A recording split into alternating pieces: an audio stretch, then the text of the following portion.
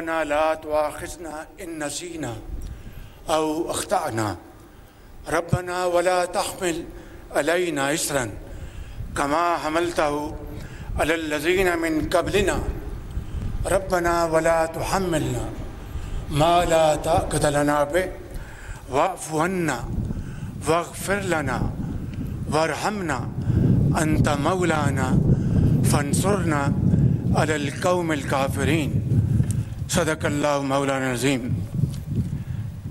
General Sayyid Asim Munir, Nishan Imtiaz, Chief of the Army Staff, Major General Iftikhar Hassan Chowdhury, Commandant, Pakistan Military Academy, graduating cadets, 151st PMA long course, 70 integrated course, and 25th lady cadet course, faculty members, distinguished guests, ladies and gentlemen, Assalamu alaikum. It is indeed a matter of great pleasure for me to witness the passing out parade this morning. I congratulate the cadets here today on reaching this important milestone in their careers and commend their outstanding display of skill, agility, and youthful exuberance. I also extend my felicitations to the passing out cadets from friendly countries including Qatar, Iraq, Bangladesh, and Nepal. أخي الكريم طلاب من دولة القطر وعمان، أهلا وسهلا ومبروك جدا. طبعا أنتم ضيوف لكن إخوان من البلاد الإسلامية. I also want to say, and as you all know, it is in our centuries-old tradition to welcome guests with open arms like part of the family, and within no time, strangers become friends for all times to come. My dear cadets, you have earned the honor of joining one of the finest armies in the world. Our armed forces are a symbol of valor, exemplary discipline, and unwavering commitment to the nation. Your journey here at this esteemed academy is only the continuation of a long legacy of your predecessors who crossed oceans in the defense of their faith and belief. Today, you have been transformed into the custodians of the vision of our great Qaid, Muhammad Ali Jinnah, and his golden principles of faith, unity, and discipline. So, wear this uniform with pride, for you are part of an elite service, adored by the nation and respected globally for its professionalism and courage. Let this be your driving force as you become the best of the best. Ladies and gentlemen, after a period of economic stagnation, Alhamdulillah, Pakistan is taking bold strides toward visible economic recovery. Although it's a long journey, full of challenges, but inshallah, with your prayers and Allah Almighty's blessings, we will negotiate our way forward with a sense of great vision and commitment. Our efforts are yielding results, achieving significant milestones in attracting foreign investment to key sectors such as mining, energy, agriculture, livestock, IT and defense production. On the diplomatic front, we have reinvigorated old and time-tested friendships while building new partnerships to expand our global outreach.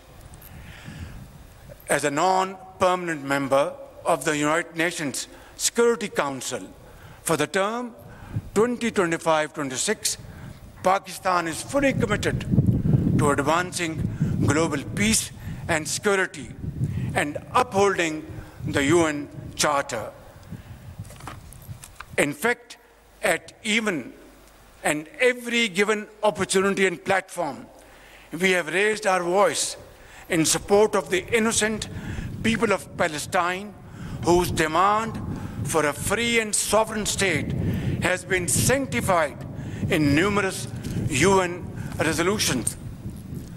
Ladies and gentlemen, Afghanistan is our neighboring country, and it is our earnest desire to live in peace with them for all times to come.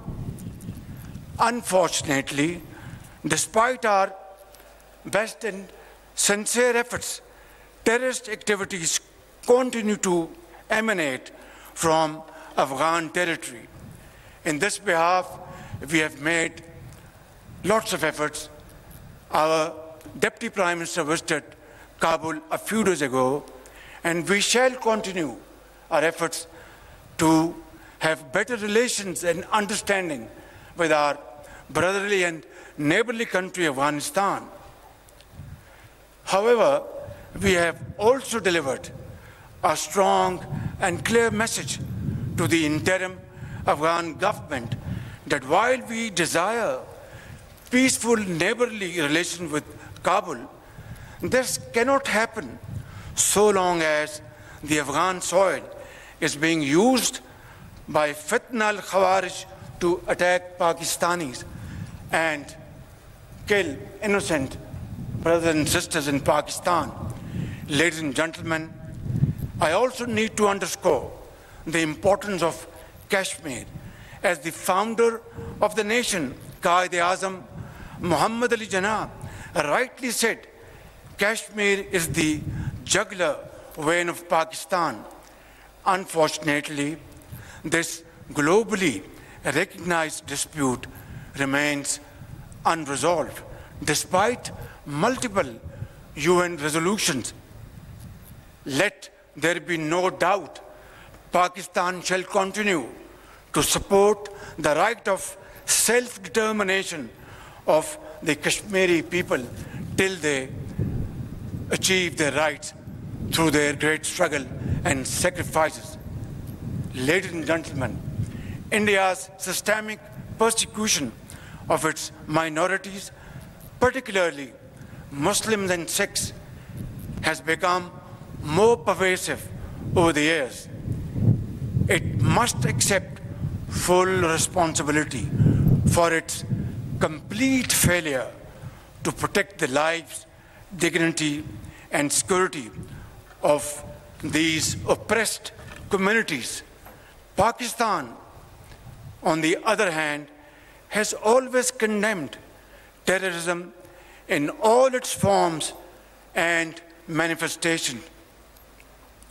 As the world's frontline state, that is Pakistan, against terrorism, we have endured immense loss with our 90,000 casualties and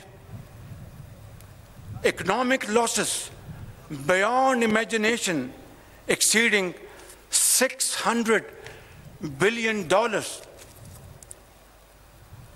Who would understand this searing, excruciating pain better than we Pakistanis? Who has given more human sacrifices than Pakistan to counter terrorism?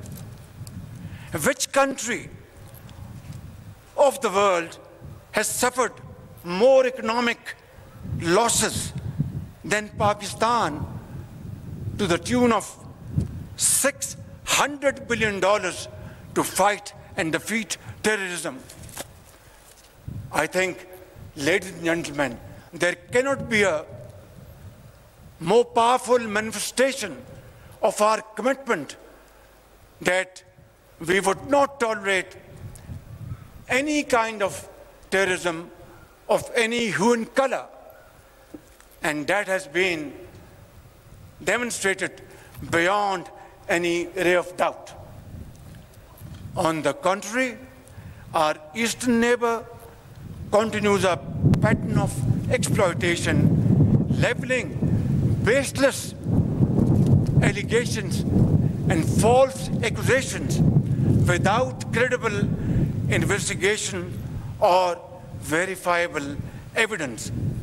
The recent tragedy in Pahalgam is yet another example of this perpetual blame game, which must come to a grinding halt. And now, continuing with its role as a responsible country, Pakistan is open to participate in any neutral, transparent, and credible investigation. Ladies and gentlemen, I must also mention here that water is a vital national interest of Pakistan, our lifeline. And for our 240 million people, let there be no doubt at all, its availability would be safeguarded at all cost and under all circumstances, inshallah.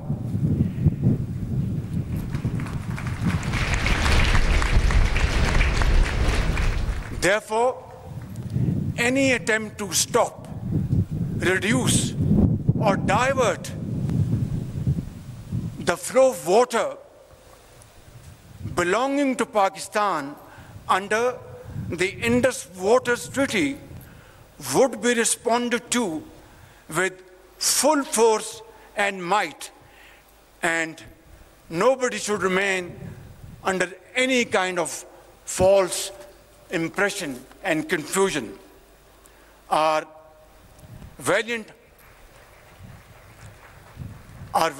armed forces remain fully capable and prepared to defend the country's sovereignty and its territorial integrity against any misadventure, as clearly demonstrated by its measured yet resolute response to India's reckless incursion in February 2019. Therefore, I would like to make it clear in all humility, but with fullest confidence at my command, on behalf of the people of Pakistan and our armed forces, that nobody should make any mistake about it. Dear guests, this nation of 240 million people stands united by and behind our brave armed forces and ready to safeguard every inch of our homeland, Pakistan. And let this message be loud and clear for all and sundry. Peace is our preference, but must not be construed as our weakness. We will and we shall never compromise on our dignity and security of our beloved Pakistan. We also affirm Pakistan's unwavering commitment to playing a responsible and constructive role on the global stage. In the pursuit of this mission, we have not wavered as we believe in the unity of the human race. Dear cadets, this morning, as you go forth with dignity, honor, and resolve to join the officers' cadre, please always keep in mind that your primary obligation for the rest of your lives would be to safeguard your motherland, Pakistan. Therefore, prepare yourself exceedingly well and train your men and women to undertake this task with unwavering commitment. I am confident that through the strength of your character and impeccable display of commitment, you will continue to uphold the traditions of your glorious institution. Finally, I would like to submit, खूने दिल दे के निखारेंगे रुखे बरगे गुलाब, खूने दिल दे के निखारेंगे रुखे बरगे गुलाब, हमने गुलशन के तहफ़्फ़ुज़ की कसम खाई है। पाकिस्तान आर्मी जिंदाबाद, पाकिस्तान पाइंदाबाद।